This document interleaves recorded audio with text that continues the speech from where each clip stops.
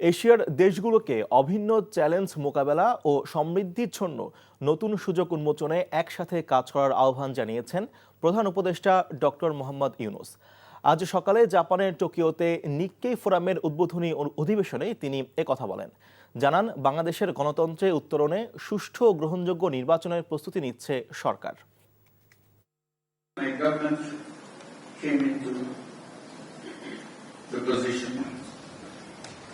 To guide the country.